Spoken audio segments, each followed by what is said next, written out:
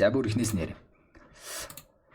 За молекул физик дээр ирээд ингэж байгаа. Дэд сэдвүүдийн задлыг заяа. За молекул физик гэдэг сэдв байна. Энэ бол бид эдийн үндсэн 2 дахь сэдв. Одоо Яшин блуфринт дээр яригддаг. За молекул физик дээр бид нар ерөнхийдөө нийт зүйлийн за хамгийн багадаа 20% орчим нь орж ирэх ёстой гэж үзэж байгаа. 20%. Нийт 100 онооны 20% нь буюу 5-1 нь хамгийн багт. За энэс арай илүү ч байж болно. Ерөнхийдөө блуфринт ярьснаар. За энэ дээрээс бүгд дээр үтсэн зүйлээ бодъё. Хамгийн түрүүнд бүгдээрээ төлөв шилжилт болон за халах болон хөрөх дулаан дамжууллын үзэгдлүүдийг ярьсан.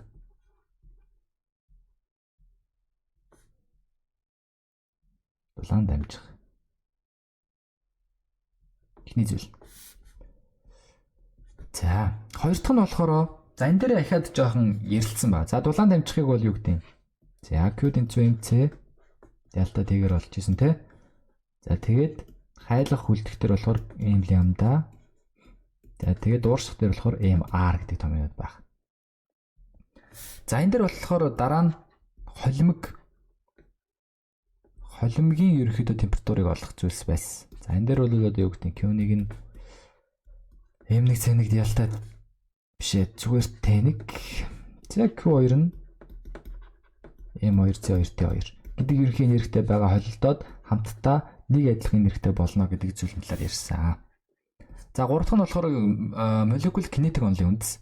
За ерөнхийдөө кинетикийн нэрийг нэг атом буюу нэг молекулын 2-3 kT цаашлаад 2-3 RT бүр цаашлаад дотоод энерги гэдэг бол 2-3 μRT гэдэг томьёодыг үлдсэн. За энд байгаа 3 бол атомын тоноос хамаарж байгаа. За 3, 5, 7 гэх мэтчлэн 2 атомд 3 атомтаараа ялгаатай гэсэн үг.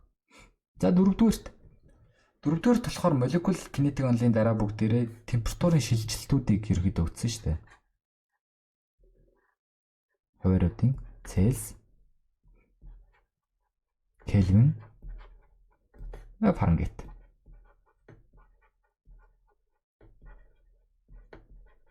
За Цельс, Кельвин, Фаренгейт болон за эднээс хоорондын шилжилтүүдийг үтсэн. За тав дахь нь болохоор хин төлөвийн үндсэн тэгшгэлийг үтсэн. PV тэнцүү nu RT гэдэг. За энэ дээрээс холбоотойгоор графиктэй ажиллах бодлогод байгаа. График. За үүний дараагаар болохоор ерөнхийдөө термодинамикийн 1-р хууль Q тэнцүү delta үлрэх юм байна. За тэгээ эднээсийн томьёо одоо delta уу шороод ирнэ. А бол P үржлэгэнд delta V. За ахаал мөн графиктэй бодлогодон дээр нэмэгдэж орж ирж байгаа. Ерөнхийдөө л яг л эднээсээ л үзээд байгаа. Яг молекул физик дээр бол. Голд нь бас Авогадрогийн тоог багш марцсан биш. Энэ хавцаа үтсэн шүү дээ бүгд. Авогадрогийн тоо тэгээд атом молекулуудын ялгаа. За тэгээд нэг моль бодисын тоо хэмжээ эднээсээ бас ярилцсан. За ийм л зүйлүүд үтсэн. Та эдээс эднээсээс ер нь яг ингэж ярихад санаж гин үү ямар хөө байна? Тэр талаар тодруулах зүйл байна уу?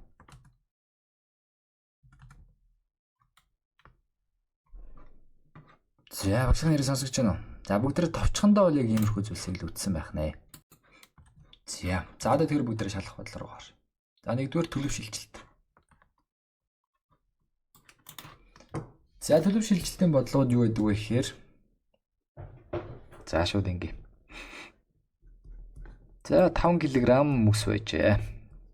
Мөс. За энэ мөс маань бол хасах 20 градус Цельс дээр байгаа.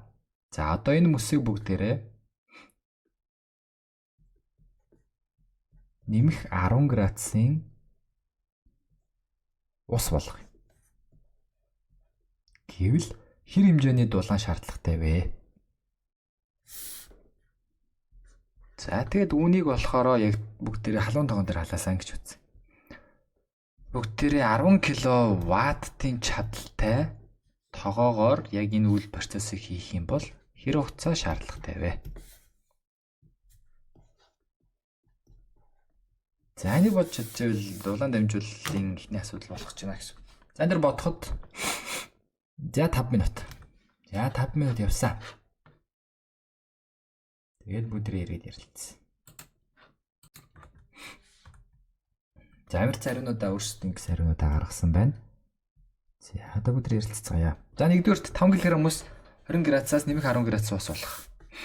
За энэ дээр нэгдүгээр үйл процесс нь юу болох вэ гэхээр хасах 20 градусаас тэг градус хүртлээр халах ёстой. Халах үйл явц. За энэ дээр бол Q1 гэдэг авчи. Энэ бол MC одоо мөснийх үрждэг нь дельтатэй 1 гэсэн үг.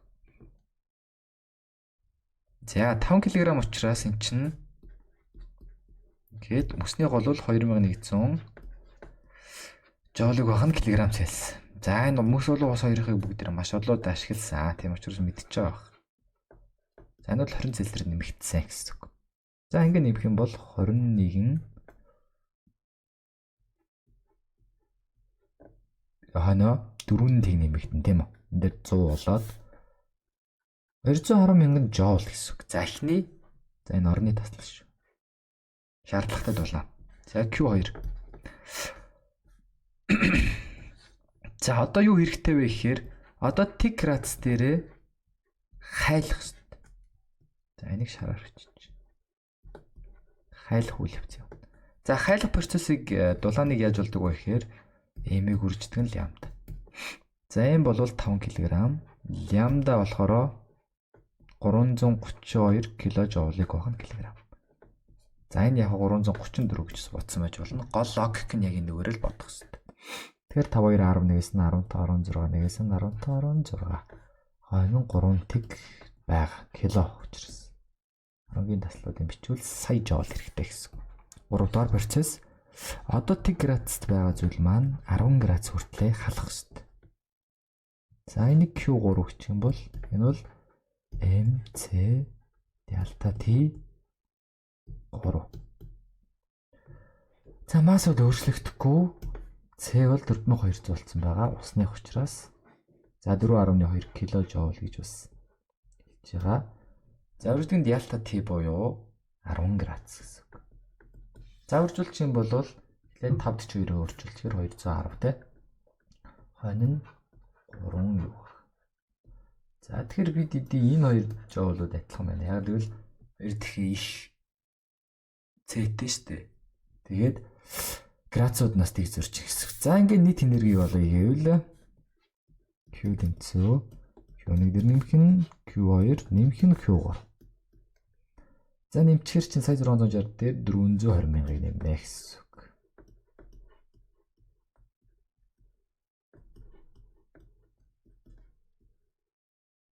Тэгэхээр чинь 8 11 төвшүүлээд 2 сая 80 мянган жоул. За үнийг тэгэхээр одоо бүгдээрээ 10 мянган киловаттаар хэд явах вэ гэдгийг нь олохын тулд Q гүрждэг нь P гэдээ болчихно. За энэ бол хариуны секундээр гарах хэрэгтэй. 10 мянган тооцоор 208 секунд. Буюу ойролцоогоор 3 минут 28 секунд гарна гэсэн үг. За ерөөсөө л ингэж бодох хэрэгтэй. За энэ хүртэл ерөөхдөө асуудалгүй мэдэж бодож чадчих юм бол эхний ээлжинд дулаан шилжүүлэлийг бид нэр ойлгожээ гэсэн үг. За мөн төлөв шилжилттэй. За энэ бол өгөгдөл маш амархан байсан. Мэдээж хэрэг өгөгдлөө ойлгох одоо графикаас ч юм уу эсвэл өгүүлбэрээс ойлгох чадвар хэрэгтэй шүү. За одоо 2 дугаар чиглэлцгээе. За 2 дугаар сэдв бол бид эдийн холимогийн температур. За энэ дээр бас аюул зүй юм бодлоо. За ерөнхийдөө багш надад бүгдийг зохиогоод өгье дөө. Заавал намнаас тэглүүгээр зохиоцгоё. За ингэсэн гинэ. За нэг юм данх байсан юм байна. Төмөр данх байсан гинэ. Ямар битээ данхч ямар хөөдөг л. Яагаад энэ шиг болоод байна. За юм цорхтой. За нэг юм. За энэ дотор ус байсан гинэ. Зихрээр сурч. Ус байсан. За тэгэхээр данх бол анх ийм хүүтэн байсан юм байна. Гаднаас орж ирсэн. За данхны температур бол гадаа хас 10 градусаас орж иржээ. Хас 10 градус Цельсиэд. байсан байна. За тэгээд данх төмрөөр хийгдсэн. Тэгээд төмрийн хувийн дулаан багтаамж нь 460 жоулыг хуваах нь килограмм Цельс. За тэгээд анхны масс болохоор за нэг 2 кг гэж байна. Нэг 2 кг. Бас нэлээд хүнд данх байх нэ. За үүн дээр манай ус болохоор ингэсэн. 100 градус яг буцалж байгаа ус хийсэн. Нэмэх 100 градус шүү. За тэгээд усных болохоор 4200 шүү дээ.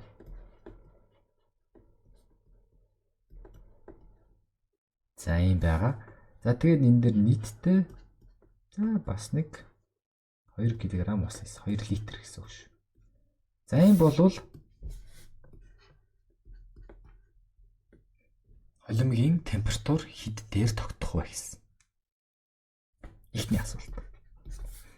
Хоёрдугаар асуулт. За тогтсон байгаа те. Тогтсны дараа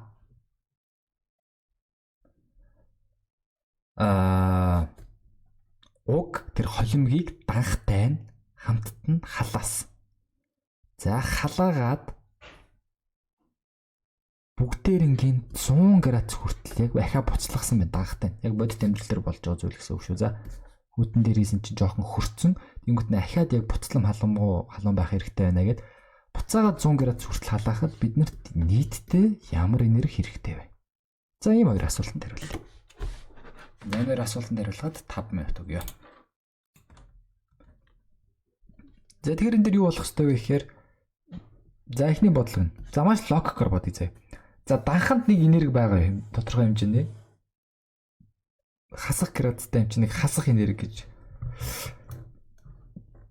За яг хасах энерги гэж байхгүй ч гэсэн ерөнхийдөө энэ бол хасах руу одоо юу гэдэг тэмүүлсэн өөр зүйл орж ирэхэд хасах температур руу аваачих гэсэн тийм Q дулаан баг. За энэ Q1 гэж. Q1 данхных шүү. За энэ бол M данхыг үрждэг нь C данх үрждэг нь одоо T1 гэсэн. За T данхны одоо температур. За Q2 бол манай усных. Усыг үрждэг нь C ус үрждэг нь за T2 гэвчиж. За тэгэхээр нийт нэг юм энерги байгаа шүү дээ. Q1 дээр нэмэх нь Q2-ийн нийт энерги нь M1 C1 болон M2 C2-ийн хосолсон үр зүрт хуваахад манай тогтох температур гарч ирнэ. За эсвэл авсан алдсан дулаанд хэзүүгээд бодоод утсан ч болно. За ерөнхийдөө ингүүл илүү амар байх гэж бодож байна. За Q1-ийг бол 2-ыг үрждэг нь за нэгжийн хувьд ямар ч асуудал шүү дээ. 460 үрждэг нь хасгаар. За нөгөө талаас манай Q2 маань болохоор 2-ыг үрждэг нь 4200 үрждэг нь 100. За энэ хоёрын нийлбэр байх хэрэгтэй гэсэн. За эхнийх нь болохоор хасах тэмдэгтээ 92 9200 тийм үү. Нөгөөх нь нэмэх нь 84 840 мянга. Ийм амар зөрүүтэй юм а тий.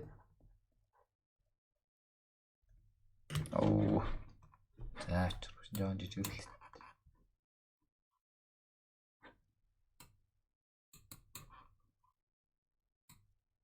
За юм бол гэсэн.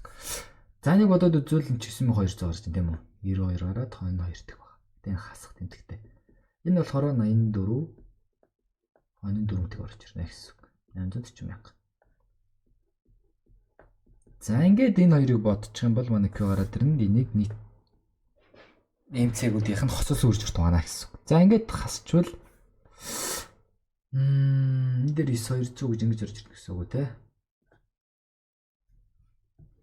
За энэ адилхан шүү. Доош хасах нь явчих.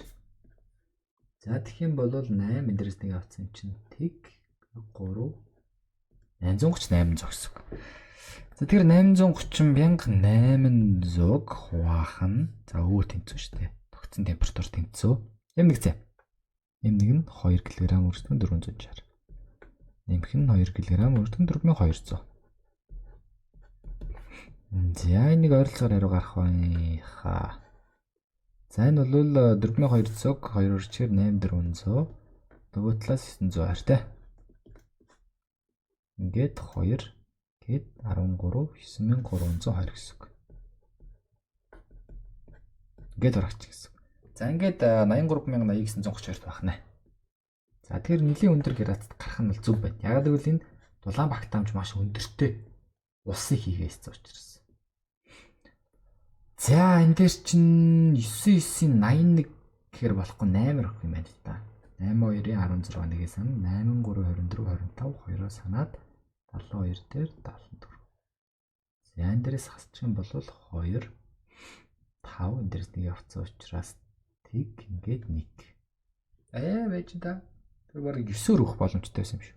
Лида буруутсан уу? 2-8-72-74 зөв дөө. 6 энэ дээрээс нэгдсэн. Би сая буруу харсан биш. Sorry. Дээрс нэг явцсан чинь 8 болно гэсэн үг шүү дээ. За ингээд 8500. Одоо жинхэнэ 9-оор өгч болно гэсэн үг. Тэгэхээр 8 2 9 18 нэгээ санаа 27 28 2-оо санаад 83. За ингээд харуул 2 дээрс нэг явцсан чинь 3 дээрс нэг явцсан чинь 1320. За энд ойролцоогоор нэг. За ер нь бол нэг 89 градус гэдэг хариу бол зүг байш. Ойролцоо. За эхний бодлого. За алдсан авсан дулаанаар нь бас бодож болно. Яг л сайн шиг юм гарна. Ерөнхийдөө хоёр талаас нь бичээд тэгшитгэл үүсгэнэ гэсэн үг. За хоёрдугаар бодлого яаж бодох вэ? Энд дэр санал хэлэх хүн байна уу? Санаа гэх юм уу? Зөвхөн бодох санаа шүү. За хоёрдугаар бодлого бол ерөөсөө л амарх. Нийт шаардлагатай дулаан бол хамтдаа яг хална гэсэн шүү дээ, тэ? Тэгэхээр M1C1 delta T нэмэх нь M2C2 delta T л гэсэн үг. Delta T ч адилхан шүү дээ. Одоо 89-аас хамтдаа л явна шүү дээ. 89-аас 100-т нийт 11 градусыг хамтдаа энд хослолсон үржүүр нь орж ирнэ. Ер нь бол хослолсон үржүүр чинь 9320 гарсан шүү дээ. Тэрийг 11 градус Цельсиэд үржижнэ гэсэн үг. Энэ чинь жоулыг гоох нь килограмм бишээ Цельсиус шүү дээ. За ингээд 9320 гэдэг тоог 14-д ингээд нэмчихнэ гэсэн үг. Нэг 102,520 жоул хэрэгтэй байна шүү дээ. За энэ дээр ихэд чадал ирж болно хэдэн секундд байдаг. За ингэж л бодох байсан байна да. Хөлмөгийн температур бол ерөнхий хэлбэр юм баг шүү дээ. За мөн авсан өгцөнд дуулаа. Энэ болохоор хамгийн илэрэнгүй бодолт нь шүү. За ягаад гэвэл энэ дээр C нь өөр байгаа тохиолдол байна. Тэгэхгүй зүгээр C нь адилхан байвал шууд алдсан авсан дуулаа энэ зүгээ бодсон ч болно. За 80 гэж гардаг бол зүг байш юм аа. За өгсөн самбарын зургууд дээр оруулаад гая. Надад чинь Q&A 2-ыг хийж байгаа. Биш байна. За энэ дээр асуулт байвал асууя. Асуулт байхгүй бол лайк тарцгаая. Энийг бүгдээрээ ер нь бодож чадхаар байна уу? Ер нь ойлгож байна уу? Дэжгүй юу те? Амарсан лайк тарлаа.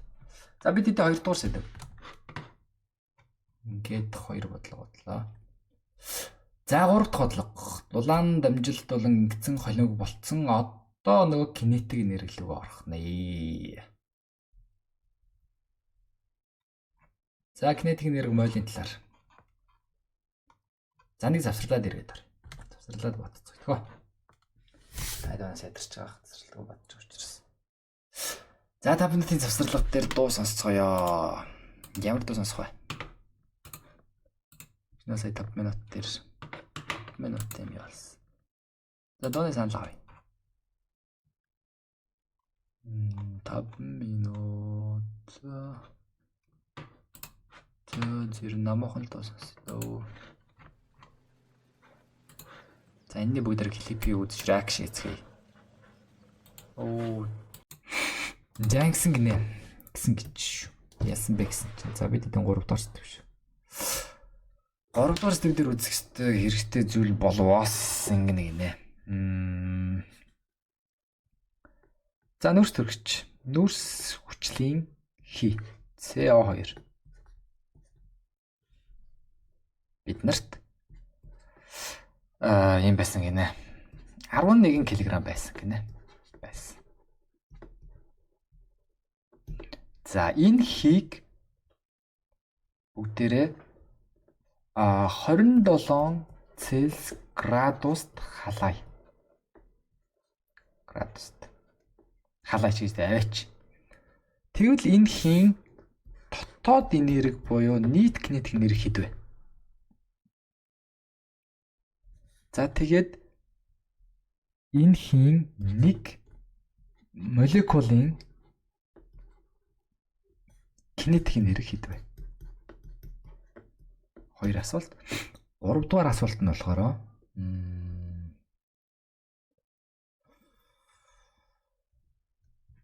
ингээд да. За чиний дараагийнх дээр ярих хэрэгтэй стойрч гэдэг юм. За хийн дотоод энерги кинетик энерги ингэсэн. За энд нийтдээ хэдэн ширхэг атом байгаа вэ? Атом шүү, молекул биш. Атом хэд байгаа вэ? За ийм 3 асуултанд хариулж чадчихвал ер нь болж байна гэсэн үг. За 3 атом нэг молекулд нь бол байгаа шүү дээ. Тэгвэл нийтдээ хэд вэ? Энэ 11 кг нүүрс хүчлийн хий дотор шүү. За 3 гэдэг бас хариултыг хэлчих. За тэр бодлыг харах юм бол за нэгдүгürt бид нар хэдэн моль байсан бэ гэдгийг ойлгох хэрэгтэй тийм. За тэгэхээр энэ CO2-ийн 1 моль хэдэн грамм бэ гэдгийг харъя. За тэгэхээр C-ийнх чинь 12 грамм тийм. 12 грамм нэмэх нь А-гоос 2 байгаа учраас 16 граммыг үрждэг нь 2 гэсэн. Тэгэхээр нийтдээ 44 грамм. За энийг бүгдээ өмнөх бодлогон дээр бас бодож ирсэн жишээ. За 11 кг байсан. За энэ дээрээс молийг болохоор массыг хуваах нь моль масс гэсэн. За энэ бол нэр моль хуваах нь мольтой баг шүү. За 11,000 грамм гэсэн. Хуваах нь 44 грамм хуваах нь моль. За энэ дээрээс харах юм бол эн чинь 1000-ыг хуваах нь 4 буюу 250 моль гэсэн үг. 250 моль хийвэсэн юм шүү дээ. За нэгний асуулт бол шууд ууг бол. Уу бол 2.7 νr том T. За 27 градус чинь хэдэн Кельвиндээ тэнцүү вэ гэхээр 207 руу нэмэн тэ. 300 Кельвин энэ бол 300 градус Кельвин гэсэн үг. За тэгэхээр 3 атомтой учраас 2.7 250 үрждэг нь 831 үржих нь 300 Кельвин гэсэн үг. За энэ дэр чиг хураагдах зүйл байхгүй байна. Ямар ч сан үржүүлээд болчих болно. За бид 10 зэргүүдийн тусад нь аваад үлдсэн үржүүлье. За хоёр тугагдахыг энэ дээр 150 тугах шүү. Хураагаа 150 болгочихъя. За үлдсэн үржүүлье. За 831 болон эднээс ингэ орчих. Нэг шууд ингэ 831 буюу юусэн юм орчих. 7 25 831 15 гэдэг үржүүр гарч ирнэ гэсэн. За ингээд үржүүлээ л та. 1 7 4 25-ыг 15 төрүүлж л та. Тэгвэл. За ингээд 7 1 7 21 2-оос сонно 58. За энэ болохоор 5 22-оос сонно 12 25 5 7 3 375 5800 хэд. Гэдгүүдээ хооронд нь дэмжүүл 2 энд төвшүүлээд 9 11 жоул 6162 жоул гарч байна. За энэ дээр чи киломило байгаа юу? Байхгүй тий. Тэрсэл 6100 жоул байсан. За бид эдээ хариу чиг гаргацсан мөлий. 2181 кило. За гэдэг хариу гарсан. За бүгдээ юун дээр зурв? Моль дээр зурцсан уу? 2181 яагаад гарч байгаа юм бол? Нөгөө килограмм шигдүүлээгүй шүү. Ааха. Яасаа. Би чи багш нь бас буруу ирсэн биш. Би үржүүлэх ёстой юм нэмээ явцсан биш. Яана. Багш нь энэ дээр буруу юм ярьсан биш. Энэ гарч байгаа хоёр тийг дахиад үржүүлэх ёстой шүү дээ. Sorry. Тэгэхээр бараг зүг гарах юм шүү. За 5817 хяг 300 талаагт үржиж штэ энэ чи битүү үржүүр байгаа штэ. 735 3 санаад 8 44 санаад 29. За эднээсийг бол бодож чаддаг байх шаардлагатай. Яагаад гэвэл тооны машин байхгүй штэ. 4 санаа 11 1 санаад 57 5 санаад 43 үржээд 2 санаад 2-оо санаад за ингэж нэмэх шаардлагатай. За ингэхэр чин энийг ярилцах ч л да ойролцоогоор манайхаа уган дээр асуудалгүй л шатж байна да би. 5 17 1 төшөөлөө 3 12 дээр 21-2-оос дэвшүүлээд 8 11 дэвшүүлээд энэ. Ерхий гарч байгаа юм биш үү? Багш нь буруу ярьсан биш юм дээр. Үржүүлэх юм нэмээ натсан. Joule. Окей, 2181 кJ гэдэг нь зүг байна. За энэ бол бид эдийн дотоод энерги. За үүний дараа болохоор 1 молекулын кинетик энерги олох гэсэн. За 1 молекулын кинетик энерги яаж олдгийг санаж байгаа юм байна уу?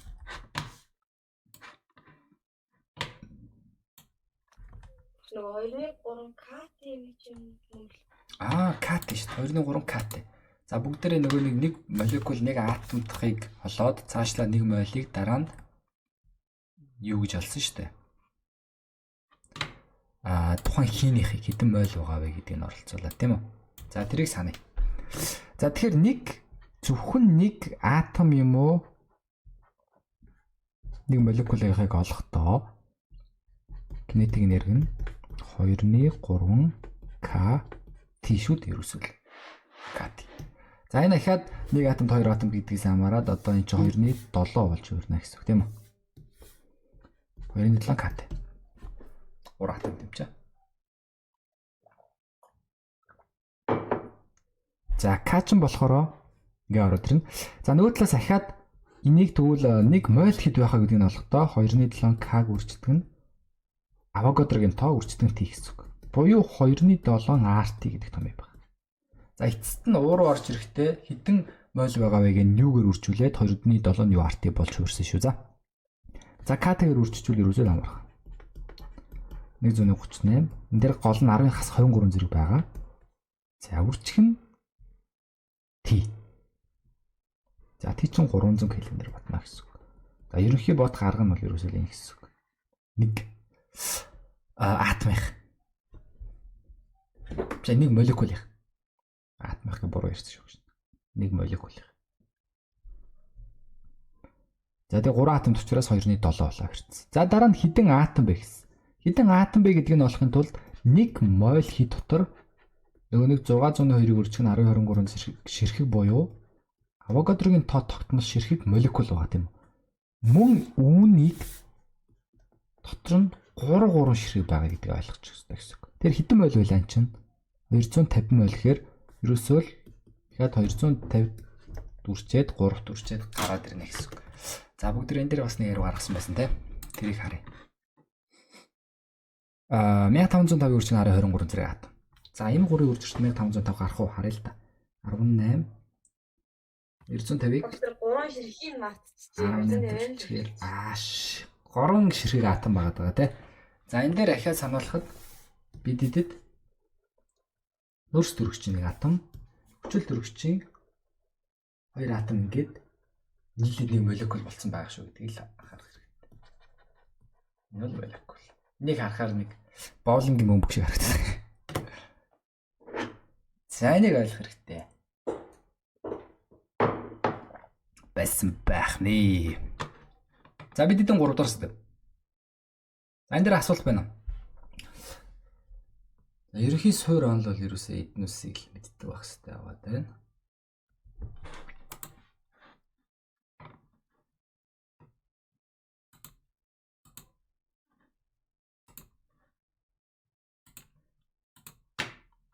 За.